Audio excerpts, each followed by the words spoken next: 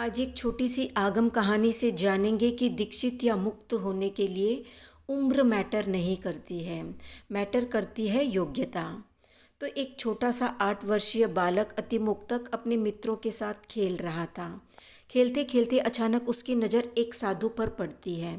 साधु को देखते ही उसके पूर्व जन्म के संस्कार जागृत हो जाते हैं और वो उन्हें गौर से देखने लगता है और पूछता है, आप कौन हैं, कहाँ से आए हैं, आप क्या करते हैं और कहाँ रहते हैं, इत्यादि कई प्रश्न। साधु अपना परिचय देते हुए कहते हैं, मैं जैन साधु हूँ, मेरा नाम गौतम है, महावीर मेरे गुरु हैं और मैं उनका शिष्य हूँ। हमारा कोई मठ या मंदिर नहीं है, हम जहाँ जाते हैं वही हमारा घर बन जाता है। तो अतिमुक्तक पूछता है, आप घर घर क्यों जाते हैं? तो गौतम कहते हैं, भिक्षा लेने के लिए। अतिमुक्तक भोलेपन से पूछता है, क्या आप मेरे घर भी चलेंगे भिक्षा के लिए? तो गौतम कहते हैं, जरूर चलेंगे, और अतिमुक्तक गौतम का हाथ पकड़कर अपने घर ले जाता है। भिक्षा लेने के बाद गौतम जब जाने को होते हैं तो अतिमुक्तक कहता है, मैं भी आपके साथ चलूँगा। ये कहते हुए वो गौतम के साथ महावीर के दर्शन करने हेतु जाता है। महावीर का प्रवचन सुनकर वो विरक्त हो जाता है और घर आकर अपने माता पिता से कहता है, मुझे भी दीक्षित होना है, मुझे भी महावीर के साथ रहना है। माता पिता समझाते हैं, साधु बनना हंसी का खेल नहीं है, लोहे के चने चबाने जैसा है, तुम तो अभी छोटे बच्चे हो, साधु के कष्ट तुम झेल नहीं पाओगे। पर वो एक ही जिद पर अड़ा रहता है, तो हार कर माता पिता मान जाते हैं और वो महावीर के पास दीक्षित हो जाता है। एक दिन अतिमुक्तक भिक्षार्थ हेतु अन्य साधुओं के साथ जाता है।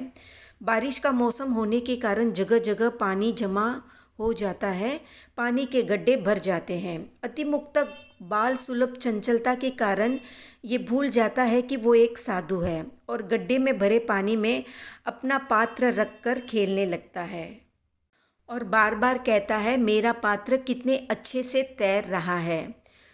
तो मज़े से वो जल क्रीड़ा में व्यस्त हो जाता है। अन्य साधु उसे आवाज़ देते हैं, पर खेल में इतना मग्न रहता है कि वो आवाज़ सुन नहीं पाता। अन्य साधुओं के मन में अतिमुक्तक की साधना व साधुत्व के प्रति संदेह आता है और वे महावीर को जाकर व्यंग्यात्मक प्रश्न पूछते हैं कि भगवान, आपका ये चंचल छोटा साधु कब मुक्त होगा? आपने इतनी छोटी अवस्था में इसे दीक्षित कर दिया, पर यह जानता ही नहीं है कि साधुत्व क्या है और उसे कैसे निभाया जाता है। पर महावीर सर्वज्ञानी थे, उन्हें सब पता था। वे बाकी साधुओं से बोले, अतिमुक्तक की अवहेलना या आलोचना मत करो, वो चरम शरीरी है, इसी जन्म में मुक्त होगा। छद्मस्तता की लहर से गलती कर बैठा, पर यह शीघ्र अपने आप संभल जाएगा।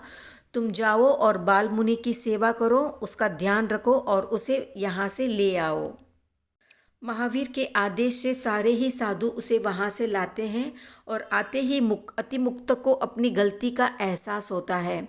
महावीर से कहकर प्रायश्चित भी लेता है और संयम पथ पर साधना करते करते सिद्ध, बुद्ध और मुक्त हो जाता है।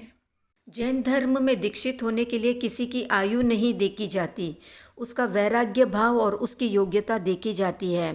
हालांकि दीक्षित होने के लिए कम से कम 8 वर्ष का होना जरूरी है। तो ऐसे कई अतिमुक्तक बाल साधु जैन धर्म में, जैन संघ में दीक्षित हैं और साधना में लगे हुए हैं।